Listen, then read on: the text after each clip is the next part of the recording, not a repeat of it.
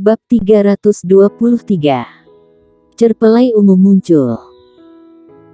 Ketika warrior Yang dan Clara Xiao datang ke makam Dewa Alam Baka lagi, sudah ada mayat di lapangan. Lebih dari 90% di antaranya adalah mayat pendekar hitam manusia. Kematian pendekar hitam manusia ini cukup menyedihkan karena semua daging, darah maupun jiwa tersedot bersih, hanya menyisakan tubuh kering. Warrior yang melihat sekilas, dan kemudian berkata, "Ayo pergi." Tentu saja dia tidak akan bersimpati dengan manusia ini, bercanda, jika dia mati, akankah orang-orang ini bersimpati padanya? Jika dia benar-benar mati, orang-orang ini mungkin akan tertawa paling bahagia. Clara Xiao mengangguk, lalu berjalan menuju pintu masuk makam. Meskipun dia memiliki simpati atas kematian manusia ini, hanya terbatas begini. Bagaimanapun, manusia ini tidak ada hubungannya dengan dia. Sekali lagi, karena kamu berani datang ke medan perang kuno ini, kamu berani datang ke wilayah Jiuyu, maka kamu harus siap mati. Di sini, Master bertahan dan yang lemah hidup. Karena kamu lemah, kamu masih datang dan mati, siapa yang bisa kamu salahkan?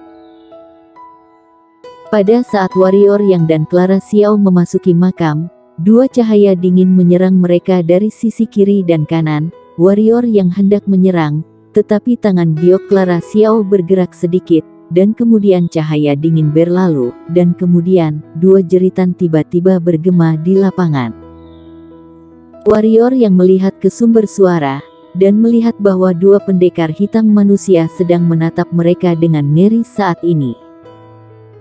Kedua pendekar hitam manusia itu tidak mati, tetapi kedua tangan kanan mereka dipenggal oleh Clara Xiao, darah masih menyembur keluar seperti air mancur.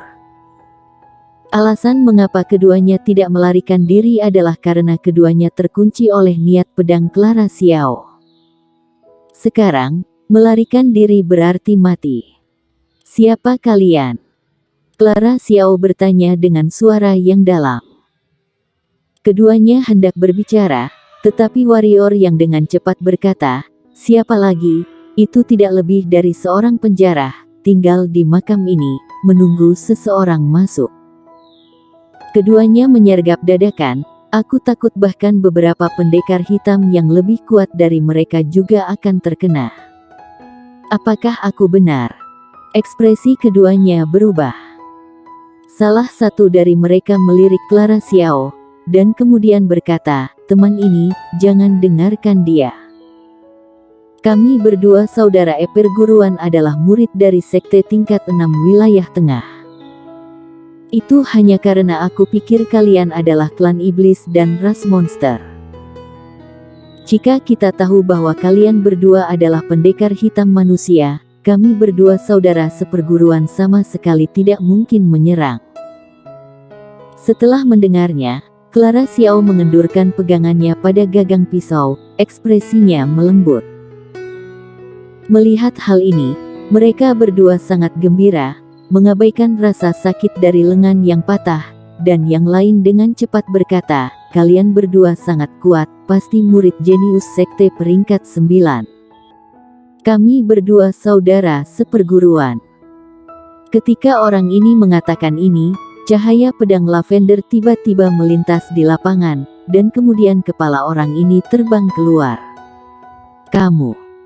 Orang lain memandang warrior Yang dengan ngeri, tetapi cahaya pedang lain melintas, dan kepala orang ini terbang keluar. Setelah membunuh keduanya, warrior Yang bergerak dengan tangan kanannya, dan cincin penyimpanan yang dipakai keduanya tiba-tiba melayang ke tangannya. "Kenapa?" Pada saat ini, Clara Xiao memandang warrior Yang dan bertanya dengan tenang. Tentu saja, warrior Yang tahu apa yang ditanyakan Clara Xiao. Dia tertawa kecil dan berkata, "Lihat mayat-mayat di sekitarnya. Apakah lebih banyak mayat manusia atau mayat alam baka dan klan iblis?" Setelah mendengar itu, Clara Xiao melihat sekeliling. Di sekitar mereka, ada hampir 100 mayat, dan di antara mereka, lebih dari 90% mayat manusia. Clara Xiao mengerutkan kening, jelas, dia mengerti sesuatu.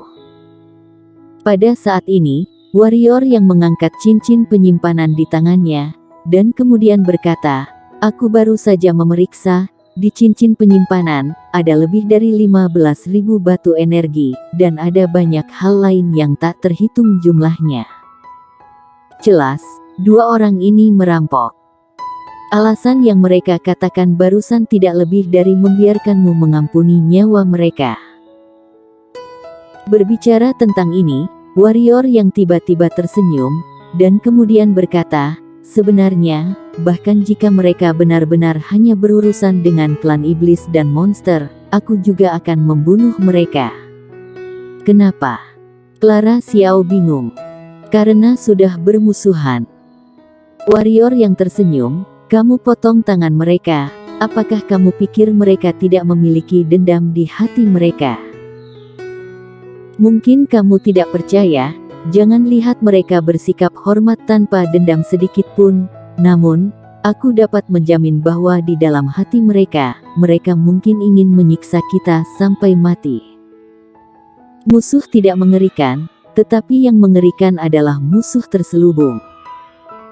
Clara Xiao melirik warrior yang, lalu menggelengkan kepalanya, dan berkata, aku tidak tahu apa yang kamu temui yang membuat temperamen kamu seperti ini, aku tidak dapat mengatakan bahwa kamu salah. Hanya saja aku pribadi merasa bahwa ini terlalu ekstrim, dan akan memiliki banyak musuh jika seperti ini.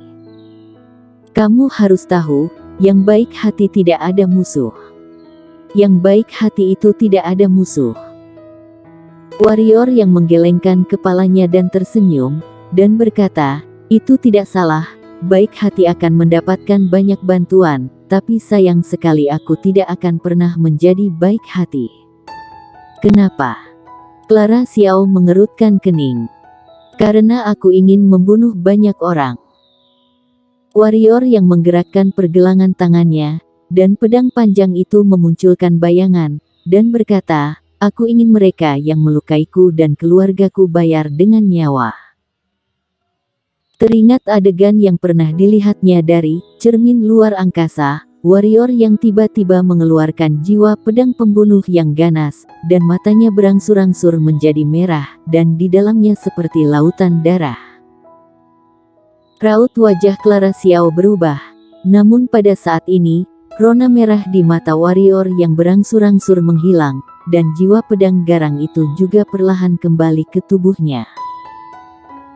Warrior yang menarik napas dalam-dalam, lalu mengerutkan kening, karena menemukan masalah yang sangat serius, yaitu jiwa pedang pembunuh ini benar-benar bisa membuat orang kehilangan akal. Pada detik sebelumnya, dia benar-benar merasa ingin membunuh semua orang di dunia. Jika bukan karena kecermelangan niat pedang dia, khawatir dia benar-benar menjadi mesin pembunuh saat ini. Jiwa pedang pembunuh bisa dikatakan sebagai jenis jiwa pedang yang paling tangguh, karena semakin kuat niat membunuhmu, semakin besar kekuatannya. Apalagi bila kamu membunuh banyak orang, niat membunuh yang tak ada habisnya tidak hanya bisa membuat kamu kehilangan akal, tetapi juga mempengaruhi pikiran lawan. Bisa dikatakan semakin kuat niat membunuhmu, semakin kuat pula jiwa pedang pembunuh ini. Clara Xiao berkata dengan sungguh-sungguh, namun, ini juga memiliki kerugian besar, yaitu, jika kamu tidak dapat mengendalikan niat membunuhmu sendiri, kamu akan dikendalikan oleh niat membunuh. Setelah dikendalikan oleh niat membunuh, kamu seharusnya tahu apa konsekuensinya. Warrior yang mengangguk dan berkata, ini akan aku perhatikan di masa depan. Jika aku bisa, akan kuusahakan tidak menggunakan jiwa pedang pembunuh. Clara Xiao mengangguk, dan berkata, pendekar pedang dan pendekar golok paling takut dikendalikan oleh senjata mereka sendiri, karena jika dikendalikan oleh senjata yang digunakan, maka kamu tidak akan lagi menjadi kamu. Aku sudah menerima pelajaran. kata warrior yang serius. Clara Xiao menggelengkan kepalanya sedikit, dan kemudian berkata, ayo pergi, ada banyak tubuh jiwa di tempat ini, dan benda ini sangat bermanfaat bagimu. Setelah berbicara, Clara Xiao berjalan ke depan. Warrior yang juga dengan cepat mengikuti. Dalam perjalanan, warrior yang terus memandangi makam Dewa Alam Baka. Ini bukan makam, ini benar-benar kota yang besar, tetapi kota kosong, dan dingin menusuk tulang. Tidak hanya begitu saja, di jalan, ada gumpalan cahaya hijau muncul sesekali. Gumpalan cahaya hijau ini jauh lebih besar daripada yang ada di luar makam, dan energi di dalamnya seperti yang dikatakan Clara Xiao yaitu lebih halus. Ini membuat warrior yang sangat senang. Karena dia telah menyerap hampir 100 gumpalan cahaya hijau di sepanjang jalan, tetapi yang membuatnya bertanya-tanya adalah Clara Xiao tidak menginginkan gumpalan cahaya hijau ini, dan memberinya semua keuntungan di sepanjang jalan padanya. Ini membuatnya sangat malu. 1 jam kemudian, warrior yang menyerap hampir 100 tubuh jiwa. Sangat mungkin untuk menyerap begitu banyak tubuh jiwa dalam waktu sesingkat itu. Ini tentu saja berkat Clara Xiao, karena Clara Xiao sepertinya tahu di mana ada tubuh jiwa. Mereka menemukan begitu banyak tubuh jiwa. Setelah menyerap gumpalan cahaya hijau, warrior yang menarik napas dalam-dalam, lalu kilasan kegembiraan melintas di matanya, karena dia merasa jiwa pedangnya sepertinya sudah mencapai puncak ke-6, bahkan jiwa pedang lebih halus dibandingkan sebelumnya. Bisa dibilang meski masih jiwa pedang level 6, jiwa pedang level 6 ini pasti tidak lebih lemah dari Yanti Mo. Karena punya dia adalah jiwa pedang pembunuh. Jiwa pedang mau terobos? Tanya Clara Xiao.